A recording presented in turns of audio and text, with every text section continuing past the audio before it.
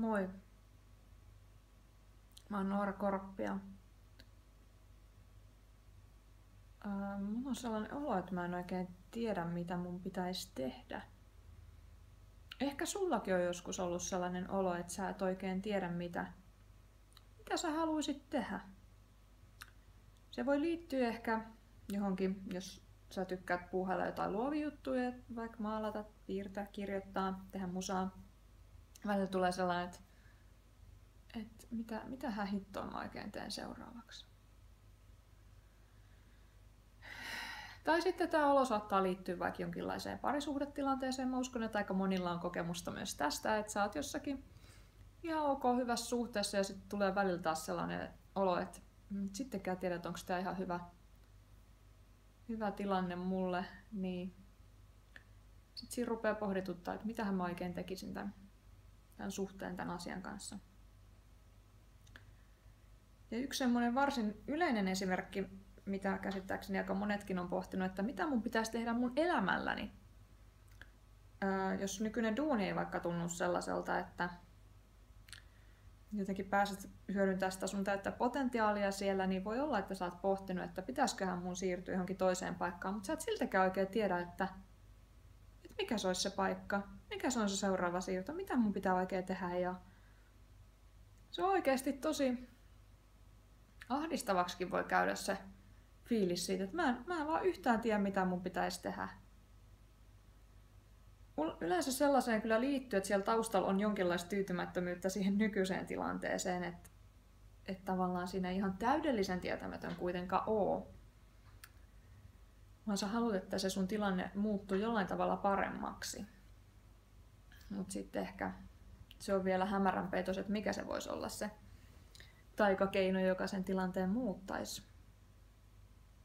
Niin mä haluan tuoda sulle nyt muutaman näkökulman liittyen tämän tyyppisiin tilanteisiin, joista yksi, se jota sä kaikkein vähiten todennäköisesti haluat kuulla, niin se on se, että mitä jos vaan olisit sen tunteen kanssa. Tää on sellainen, mitä ei hirveästi varmaan mistään kirjoista saa lukea, tai kukaan sun kaveri ei varmaan tule kertomaan sulle näin, ja tää ei ole myöskään sellainen keino, jota mä itse haluaisin kauhean mielellään käyttää, mutta tää taitaa loppujen lopuksi olla se asia, joka voisi olla kaikkein hyödyllisintä tehdä siinä kohtaa, kun on sellainen olo, että mä en yhtään nyt vaan tiedä, että mitä mun pitäisi tehdä, mihin suuntaan mä lähden tästä kohtaa mun elämää. Siinä tuntuu sellainen epävarmuus. Mä ainakin itse koen myös jonkinlaista avuttomuutta nyt, kun mä tätä vähän tunnustelen. Tuntuu tässä ylävatsan kohdalla. Tulee jotenkin vähän surullinen olo. Tulee turvaton olo.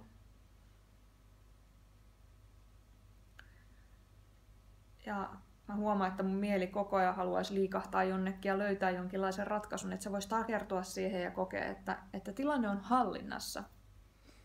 Että tässä on selkeyttä, tässä on jotain suoria linjoja, jotakin sellaista, mihin voi tarttua. Mä tiedän, mitä mä oon tekemässä. Siitä tulee hyvä fiilis.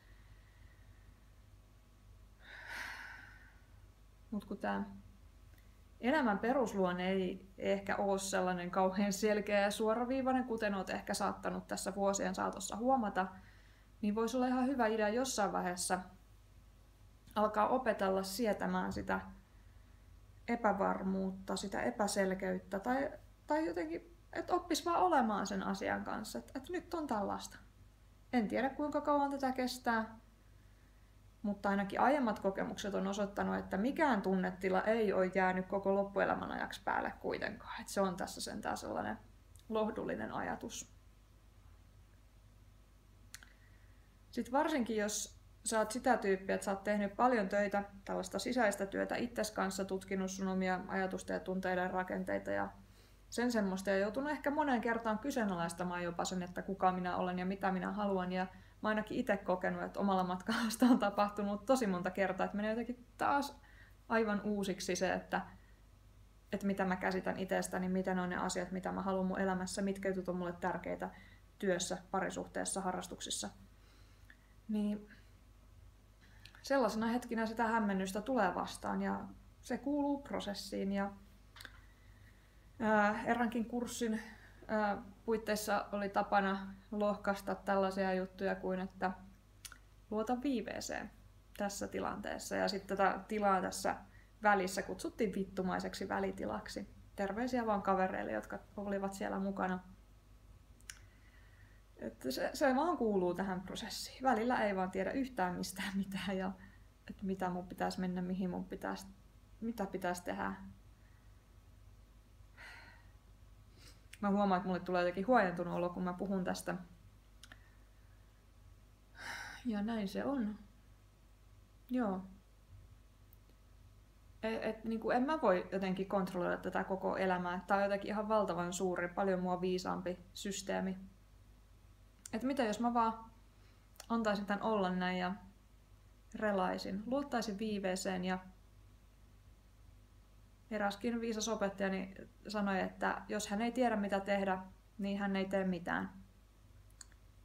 Sitä mä oon tässä mutustellut viime päivinä, koettanut toteuttaa tätä käytännössä ja voin kertoa, että se on ihan pahuksen vaikeeta. Mä oon ainakin itse semmoinen tosi tekemisorientoitunut, aina haluaisin tehdä jotakin. Ja sit salaamus on myös kyllä sellainenkin osa, joka tykkää tosi paljon siitä, että mun ei tarvitse tehdä mitään, että mä voin vaan istua päivän.